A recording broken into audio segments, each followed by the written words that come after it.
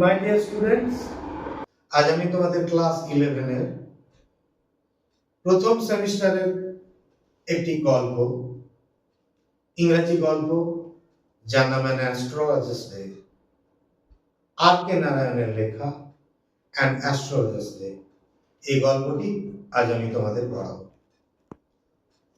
গল্পটি পড়ানোর আগে আমি একটি কথা সংক্ষেপে সবার উদ্দেশ্যে বলে নিতে চাই। আমি যে আমার স্টুডেন্টদের পড়াই মূলত মধ্য এবং নিম্ন মেধার ছাত্রছাত্রীদের কথা মাথায় রেখে। মেধাবী ছাত্রছাত্রীরা এমনিতেই পড়াশোনায় যথেষ্ট সিরিয়াস হয়, বিভিন্ন বিষয়ে তারা পারদর্শী হয়, পড়াশোনা করার তাদের একটা তীব্র ইচ্ছে এবং আকাঙ্ক্ষা বা খিদে থাকে। অন্যদিকে নিম্ন মেধা বা মধ্য মেধার ছাত্রছাত্রীরা, তাদের অনেকেই আছে যাদের বিশেষ করে ইংরেজি নামক সাবজেক্টটি শুনলে একটি আতঙ্ক। তো তাদের কথা মাথায় রেখেই আমি সহজ করে আমার পড়ানোর বিষয়টিকে উপস্থাপনা করার চেষ্টা করছি। তাহলে শুরু করা যাক গল্প অ্যান অ্যাস্ট্রোলজার্স ডে। প্রথমেই গল্পের যে নাম অ্যান অ্যাস্ট্রোলজার্স ডে, তার মানেটা কি বলতো? অ্যাস্ট্রোলজার মানে হচ্ছে জ্যোতিষী বা গণৎকার, আর ডে মানে দিন। তাহলে অ্যান অ্যাস্ট্রোলজার্স ডে তার অর্থ একজন গণৎকারের দিন, অথবা এটাও বলা যায় একজন জ্যোতিষীর দিন। দেখো, লেখকের নাম আর কে নারায়ণ। তো গল্পটি আমি আলোচনা করব, পড়াবো, ডিটেইল পড়াবো। তার আগে আমি গল্পের লেখক এবং গল্পটির উৎস, এই দুটো বিষয় নিয়ে একটু তোমাদের বলে নিতে চাই, কারণ এই বিষয়গুলি নিয়ে তোমাদের এমসিকিউ প্যাটার্নের কোশ্চেন তৈরি হবে। প্রথমে আমি আলোচনা করে নিই আর কে নারায়ণ। আমাদের লেখক আর কে নারায়ণ। আর কে নারায়ণ নিয়ে প্রথম 1 নম্বর পয়েন্ট আমি যেটা বলবো, যে আর কে নারায়ণ পুরো নাম কি বলতো? মনে রাখবে, আর কে নারায়ণের পুরো নাম রাশিপুরম কৃষ্ণস্বামী আয়ার নারায়ণ স্বামী। তাহলে লেখকের নিয়ে 1 নম্বর পয়েন্ট পেলাম আমরা, লেখকের পুরো নাম কি। 2 নম্বর পয়েন্ট, আর কে নারায়ণের জন্ম কোথায়? না, মনে রাখতে হবে আর কে নারায়ণের জন্ম ম্যাড্রাসে, সাউথ ইন্ডিয়ার ম্যাড্রাস শহরে আর কে নারায়ণের জন্ম 1906 খ্রিস্টাব্দে। মনে থাকবে? তাহলে লেখকের নিয়ে 2টো পয়েন্ট পেলাম, পুরো নাম কি, কোথায় জন্ম। 3 নম্বর, আর কে নারায়ণ হচ্ছেন ভারতীয়।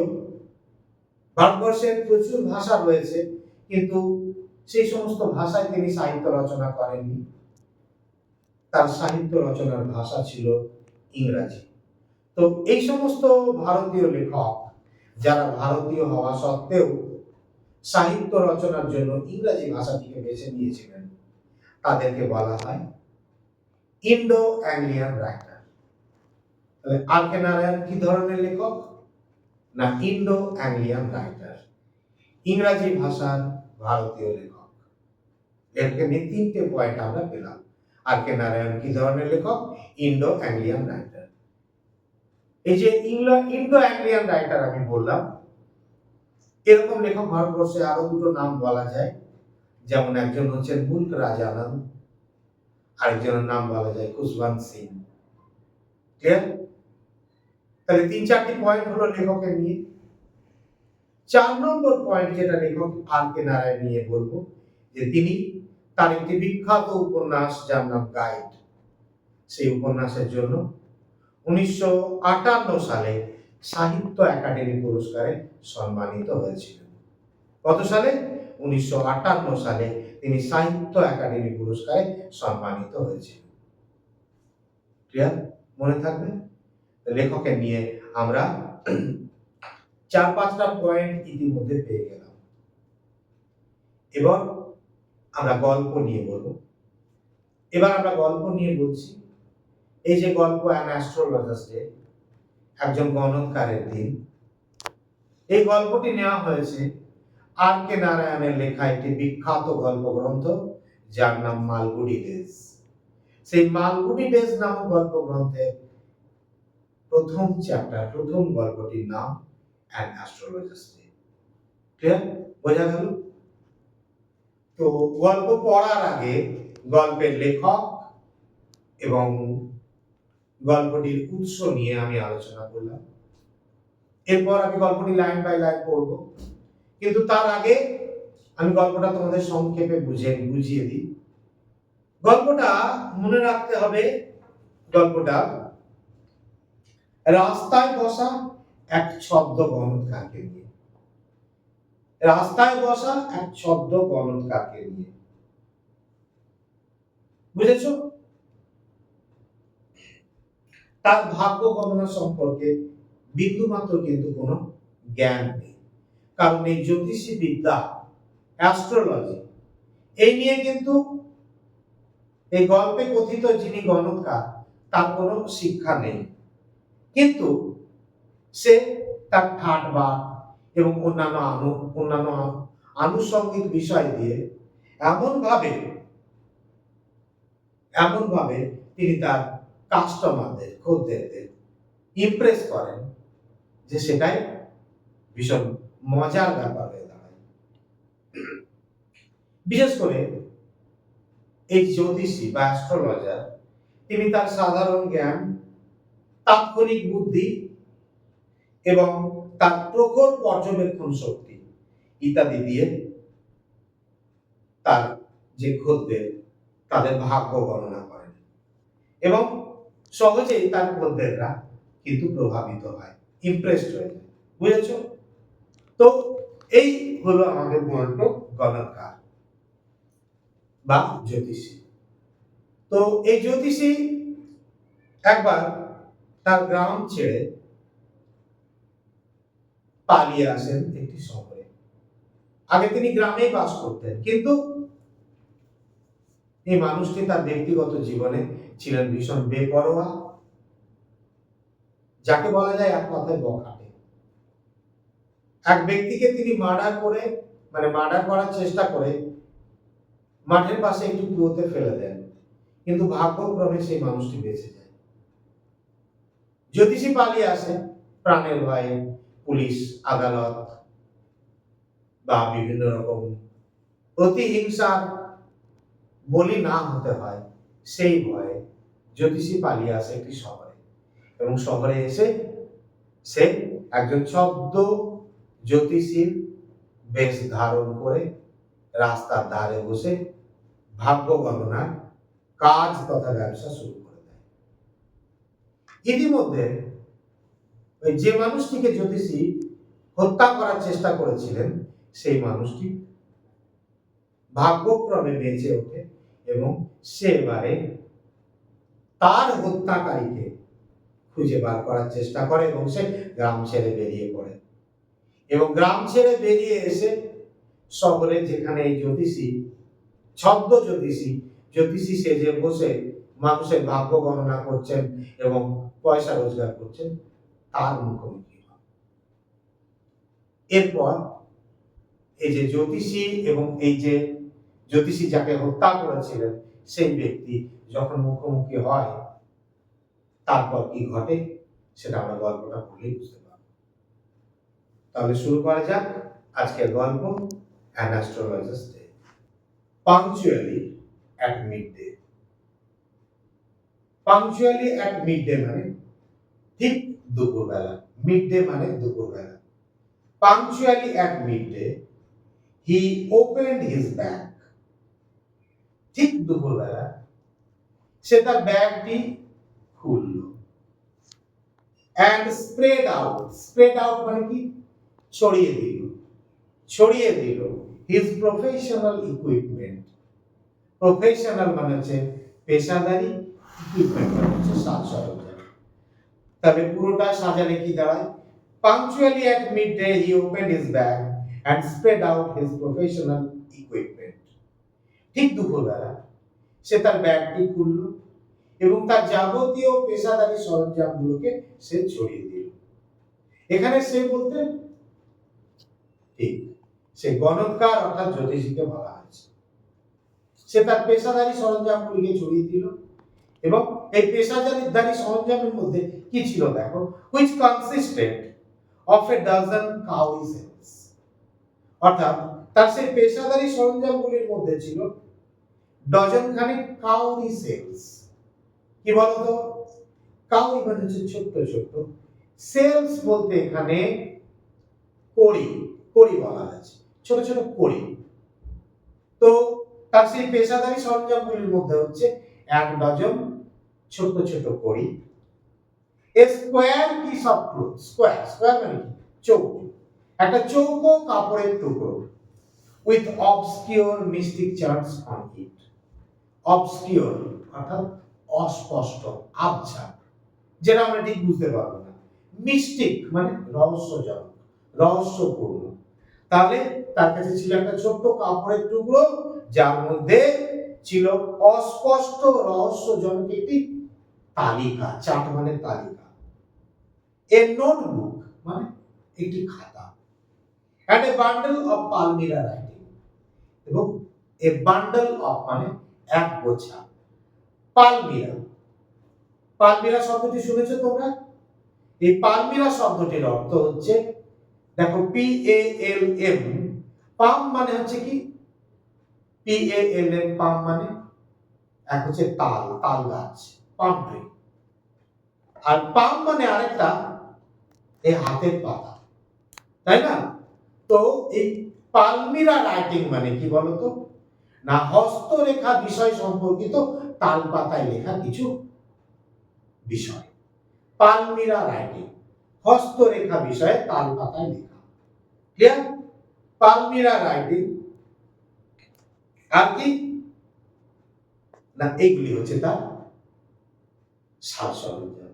তাহলে আমরা দেখলাম কি, ঠিক দুপুরবেলা জ্যোতিষী তার ব্যাগটা খুললো এবং ছড়িয়ে বসলো তার যাবতীয় পেশাদারী সরঞ্জামগুলি, যার মধ্যে ছিল এক ডজন কড়ি, একটি চৌকো কাপড়ের টুকরো যার মধ্যে অস্পষ্ট রহস্যজনক কিছু তালিকা, একটি খাতা এবং প্রায় এক গোছা তাল পাতায় লেখা হস্তরেখা বিষয় সংক্রান্ত কিছু,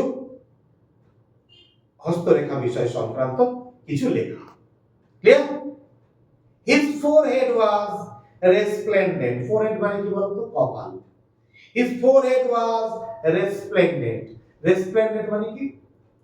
Resplendent মানে হচ্ছে ঝকঝক করা। তার কপাল, তার কপালটা ঝকঝক করছিল। With sacred ash, অর্থাৎ জ্যোতিষীর কপালটা ঝকঝক করছিল। sacred মানে পবিত্র, ash মানে ছাই। এটা আছে দেখবে অনেকেই সাধু সন্ন্যাসীরা কপালে ছাই মাখে। তো এই জ্যোতিষী তো ভণ্ড জ্যোতিষী, জ্যোতিষী পালিয়ে এসে জ্যোতিষী সেজে বসে আছে, স্বভাবতই সে কপালে মেখেছে ছাই, তার কপালটা চকচক করছিল সেই পবিত্র ছাই and ভার্মিলান।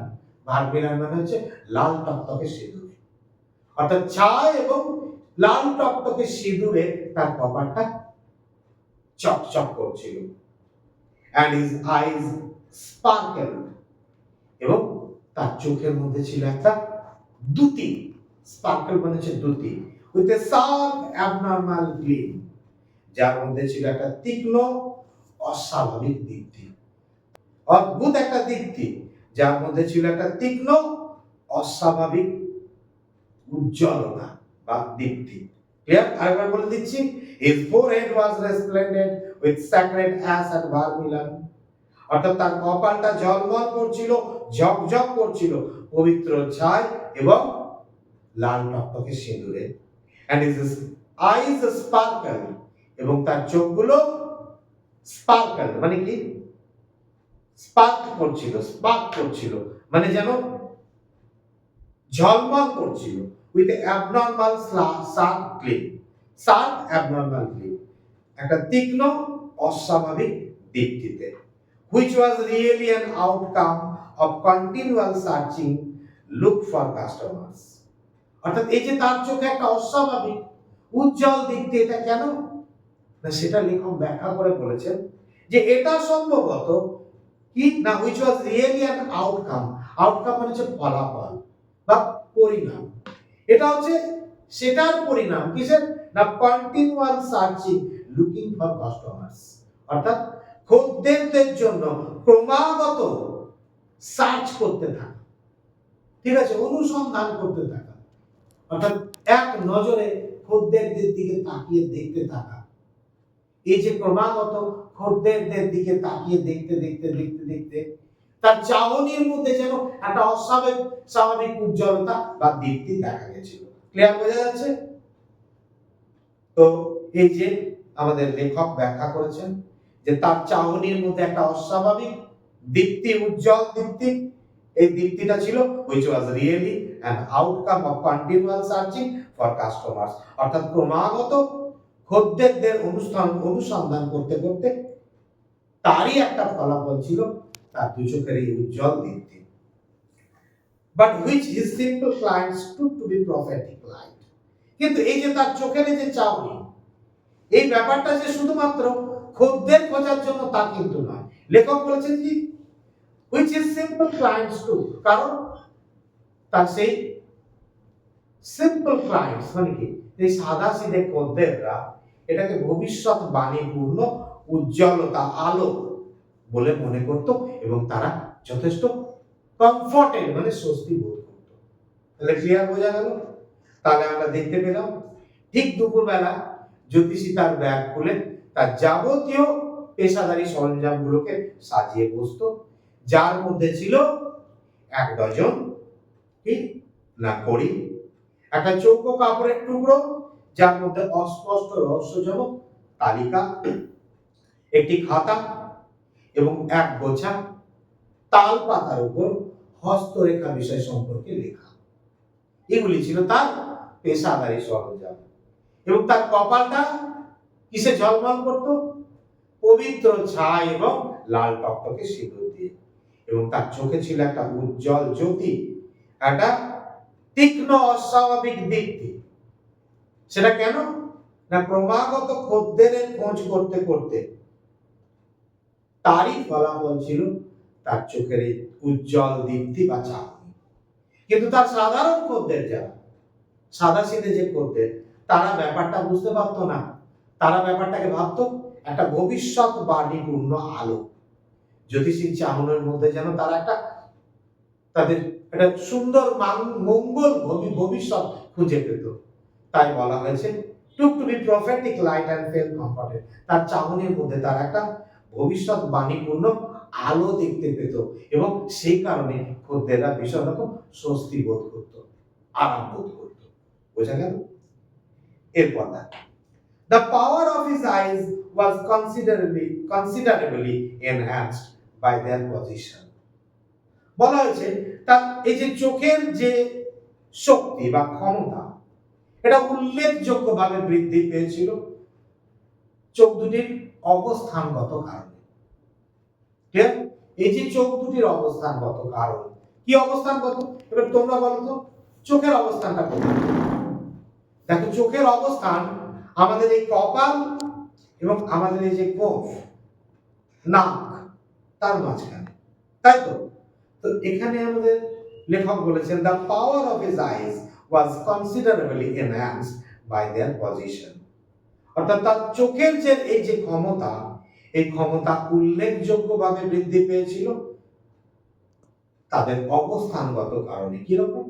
placed as they were between the painted forehead and the dark whiskers which streamed down his cheeks, কারণ তার চোখ দুটি অবস্থিত ছিল কি না তার সেই চিত্রিত কপাল, ডার্ক ফোরহেড মানে কি পেন্টেড ফোরহেড মানে কি চিত্রিত কপাল, এন্ড ডার্ক হুইস্কার্স মানে কি ঝাঁটার মতো গোঁফ, হুইস্কার মানে ঝাঁটার মতো গোঁফ। অর্থাৎ তার এই যে দুটি চোখের অবস্থানগত কারণের কথা বলা হয়েছে, সেটি কি রকম না আমি আরেকবার বলে দিচ্ছি, the power of his eyes was considerably enhanced by their position. তার দুই চোখের যে ক্ষমতা বা শক্তি সেটি উল্লেখযোগ্যভাবে বৃদ্ধি পেয়েছিল তাদের অবস্থানগত কারণে। Placed as they were between the painted forehead and the dark whiskers which streamed down his cheeks. কারণ কি না, তার সেই চোখ দুটি অবস্থিত ছিল তার সেই চিত্রিত কপাল এবং ঘন ঝাঁটার মতো গোঁফ যেটা নেমে এসেছিল তার গাল বেয়ে।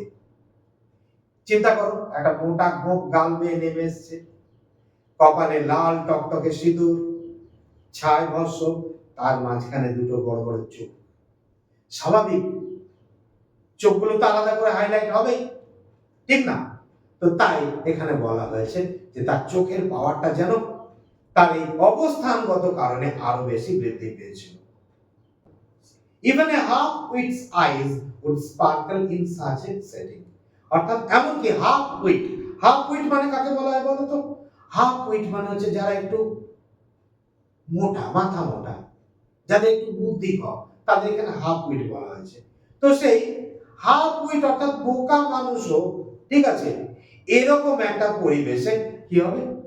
উড স্পার্কল, অর্থাৎ সেও যেন জ্বলে উঠবে, সেও যেন একটু প্রভাবিত হয়ে যাবে। যে বোকা লোক, চট করে কিছু বুঝতে চায় না, সেও যেন প্রভাবিত হয়ে যাবে। টু ক্রাউন দ্য এফেক্ট, অর্থাৎ তার এই যে গরিমা, এই গরিমাটাকে আরো বেশি বাড়িয়ে তোলার জন্য হি উন্ড মানে সে পরতো এ স্যাফরন কালার্ড টারবান। স্যাফরন মানে জাফরান রং, অর্থাৎ গেরুয়া। টারবান মানে পাগড়ি, অর্থাৎ তার এই যে জমকালো যে বাইরের জাঁকজমক, এই জাঁকজমকটাকে আরো বাড়িয়ে তোলার জন্য, তার গরিমাটাকে আরো বাড়িয়ে তোলার জন্য সে মাথায় পড়তো একটা গেরুয়া রঙের পাগড়ি অ্যারাউন্ড হিজ হেড, তার মাথাটাকে ঘিরে। Clear? This colour scheme never fail, অর্থাৎ এই যে রঙের ব্যাপারটা, এটা কিন্তু কখনো ব্যর্থ হয় না। বোঝা গেল? তো আজকে পড়ার আগে আমাকে অনেক কথা বলতে হয়েছে লেখক এবং গল্প নিয়ে, তাই আজকের পড়া আমাদের এটুকুই, বাকি পড়া নেক্সট ক্লাস।